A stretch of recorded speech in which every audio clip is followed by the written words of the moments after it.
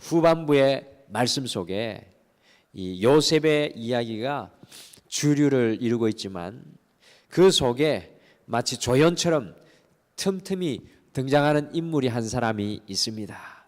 바로 그 사람은 야곱의 네 번째 아들 유다입니다. 야곱의 집안에는 끊임없이 문제가 일어나는데 어려움이 생길 때마다 여러분들 성경을 자세히 읽어보시면 해결사 역할을 하는 사람이 바로 오늘 유다입니다. 오늘 말씀은 가나안 땅에 아주 극심한 흉년이 들어서 요셉의 형들이 이집트에 곡식을 첫 번째 사러 갔다가 이 스파이로 오해를 받아가지고 형제 중에 한 명인 시몬이 볼모로 잡히고 요셉이 자신의 동생 베냐민을 데리고 오면 스파이의 누명을 벗겨줄 것이라고 하여서 다시 두 번째로 베냐민을 데리고 이집트를 방문한 때였습니다. 스파이의 누명도 벗고 흉년을 피할 곡식도 사서 11명의 형제들이 다시 아버지가 계신 이 가나안으로 돌아가려고 할 때 요셉을 잃어버리고 아버지 야곱이 생명과도 같이 사랑하는 막내 아들 이 베냐민의 곡식 자루에서 요셉의 은잔이 발견되어서 베냐민이 요셉의 종으로 잡힐 위기에 있을 순간이었습니다. 물론 아무도 이집트의 국무총리가 자신들이 팔아넘겼던 요셉이라는 것을 지금 알지 못하였습니다.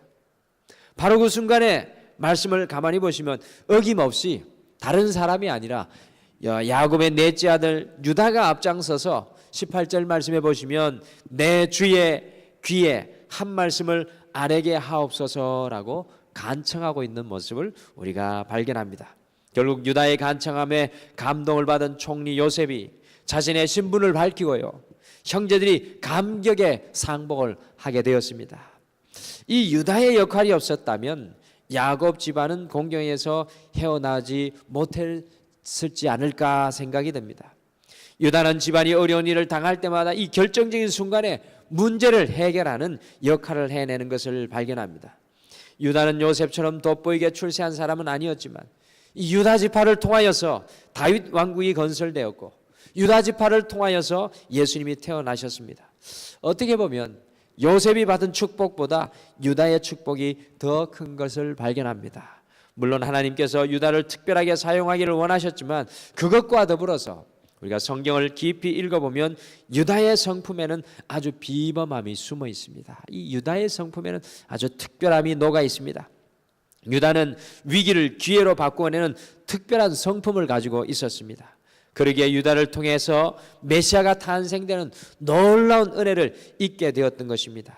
오늘 한 줄 마감하는 이 아침에는 유다의 성품에서 배우는 그리스도인의 인격이라는 제목으로 유다의 성품에서 배우는 그리스도의 인격이라는 제목으로 유다가 가지고 있었던 그리스도인의 인격을 우리가 함께 묵상하고 오늘 이 아침에 함께 기도하시겠습니다. 첫째, 유다는 긍휼의 사람이었습니다. 첫째, 유다는 긍휼의 사람이었습니다. 창세기 37장에 아버지 야곱이 요셉을 매우 편애하여서 이 색동옷을 지어 입히고 요셉이 형들에게 자신을 섬길 것이라는 꿈을 말하자 형들이 요셉을 미워하였습니다. 그러다가 아버지의 심부름으로 양을 치는 자신들을 찾아온 요셉을 창세기 37장 20절에 보시면 공모하여 구덩이에 빠뜨려 죽이려고 하였습니다. 바로 그 위기의 순간에 유다가 나서서 요셉의 죽음의 위기, 요셉을 이 죽음의 위기에서 건져내는 역할을 하였습니다. 유다는 죽음의 구덩이에 빠져있는 요셉을 외면하지 않았습니다. 다른 형제들처럼 유다가 왜 요셉이 밉지 않았겠습니까? 그러나 유다는 다른 형제들과 달리 그 마음속에 긍휼의 마음이 있었습니다. 이 긍휼의 마음이 바로 우리 예수님의 마음이었습니다. 예수님께서 이 땅에 오셨을 때 귀신 들린 자, 문둥병자, 죄짓고 돌에 맞아 죽을 수밖에 없는 그 사람들을 구해주셨을 뿐만 아니라 굶주린 무리도 먹여주셨습니다. 예수님의 이 땅에서의 사역이 바로 긍휼하시며 사역이셨습니다. 예수님의 그 긍휼하심을 입은 사람들이 바로 오늘 이 아침에 이곳에 앉아있는 우리 모두들입니다. 예수 그리스도의 긍휼하심의 은혜가 없었다면 우리는 구원의 소망을 가질 수 없는 사람입니다. 유다의 성품 속에는 예수 그리스도의 긍휼의 DNA가 흐르고 있었습니다. 그리스도인의 DNA 속에는 긍휼함이 있어야 합니다. 그런데 마태복음 5장 7절에서 긍휼히 여기는 자는 복이 있나니 그들이 긍휼히 여김을 받을 것이며 라고 말씀합니다. 사랑하는 성도 여러분, 지금 이 시대는 긍휼함이 사라지고 있는 시대입니다. 여러분들 이 시대 곳곳을 바라보십시오. 긍휼함이 사라지고 있는 시대입니다. 예수 그리스도의 이 DNA가 사라지고 있는 시대입니다. 특별히 가정을 위해서 깨어 기도하는 우리 주님의 긍휼함을 품고 우리 남편과 아내, 자녀를 위해서 우리는 기도해야 할 것입니다. 유다와 같이 주님의 긍휼하심을 품은 깨어있는 성도가 우리 등마루 교회에 필요합니다. 여러분들 이 나라, 이 민족 위해서, 아니 우리의 가까운 이웃을 위해서 주님의 그 긍휼하심을 품은 사람이 필요합니다. 예수 그리스도의 긍휼의 DNA를 가진 사람은 기쁨의 복음을 전하지 않을 수 없는 것입니다. 주님의 소망과 희망의 복음을 외치지 않을 수 없는 것입니다. 오늘 이 하루, 한 주를 마감하는 하루, 주님의 긍휼을 만나는 모든 사람들에게 유다와 같이 드러내며 살아가는 작은 예수의 삶을 사시기를 소원합니다. 둘째, 유다의 말에는 은혜가 있었습니다. 이 유다의 말을 가만히 살펴보면 유다의 말 속에는 은혜가 있는 사람이었습니다. 유다는 특별히 은혜로 말을 만들어내는 사람이었습니다. 형제들이 요셉을 구덩이에 빠뜨려 죽이려고 할 때에도 은혜로운 말로 그들을 설득할 때 난폭한 형제들도 유다의 말을 청종하였습니다. 또한 아버지 야곱을 설득하여 막내 아들 베냐민이 이집트로 내려가게 했던 사람도 바로 유다였습니다. 심지어 유다가 말을 하면 아버지도 그 말을 믿고 신뢰하였습니다. 유다의 말을 가만히 들어보면 자극적인 말을 삼가고 상대를 인정하고 존경하고 높이며 겸손과 신뢰의 마음을 품고 은혜로운 말을 만들어냅니다. 유다가 입을 열면 감동이 되고 지혜가 나오고 해결의 길이 열렸습니다. 유다의 은혜의 말의 하이라이트가 바로 44장 33절입니다. 우리 44장 33절 말씀 같이 읽겠습니다. 유다의 말의 하이라이트입니다. 같이 읽겠습니다. 시작.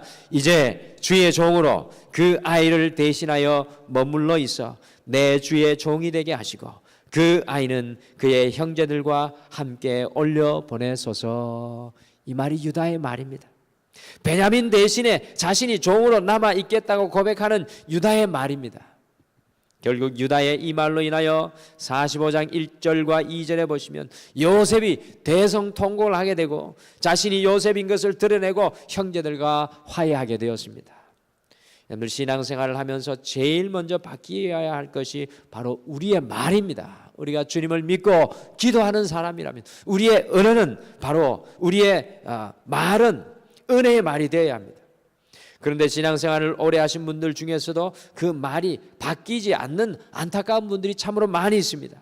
그리스도인의 말은 은혜로워야 합니다. 그리스도인의 말은 상대방을 세워주고 살리는 말이 되어야 합니다.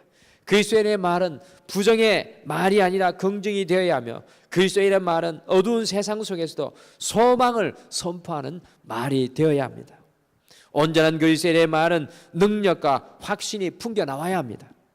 오늘 이 하루 유다의 언어와 말이 우리의 말이 되어서 만나는 모든 사람들에게 은혜의 말을 선포하고 나누기를 소원합니다. 어떻게 유다가 44장 33절 11명의 다른 형제들은 다 조용한데 그와 같은 은혜의 말을 할 수 있었을까요?